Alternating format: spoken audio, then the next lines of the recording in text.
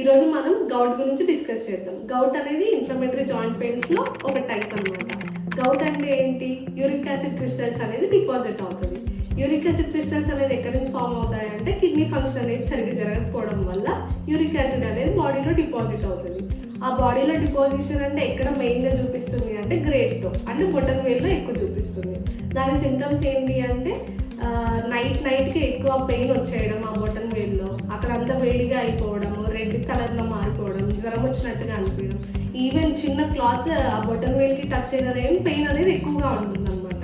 ఇది ఎవరిలో ఎక్కువ చూస్తాము అంటే ఎక్కువ ఆల్కహాల్ తీసుకునే వాళ్ళకి, రెడ్ మీట్ ఎక్కువగా తీసుకునే వాళ్ళకి, అండ్ కిడ్నీ ఫంక్షన్ సరిగ్గా జరగని వాళ్ళకి.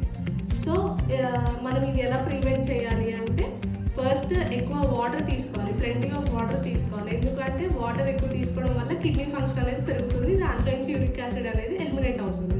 అండ్ వాటర్ రిచ్ ఫుడ్స్ ఎక్కువ తీసుకోవాలి. వాటర్ రిచ్ ఫుడ్స్ అంటే ఏంటి? కీర, బీరకాయ, సొరకాయ ఇవి ఎక్కువగా తీసుకోవాలి. గ్రీన్ లీఫీ వెజిటబుల్స్ ఎక్కువగా తీసుకుంటూ ఉండాలి. పాలు తీసుకున్నాలి, కానీ పాలల్లో కూడా లో ఫ్యాట్ మిల్కే తీసుకోవాలి. అండ్ యూరిక్ యాసిడ్ ఎక్కువ ఉన్నప్పుడు ఫుడ్స్ ఏమి తీసుకోకూడదు అంటే mutton, chicken, fish and cool drinks అంటే షుగర్ ఎక్కువ ఉన్న డ్రింక్స్ తీసుకోకూడదు. ఇవి తీసుకోకుండా వాటర్ ఎక్కువగా తీసుకోవాలి. సో దాని ద్వారా మనం యూరిక్ యాసిడ్ని ఎలిమినేట్ చేస్తాం.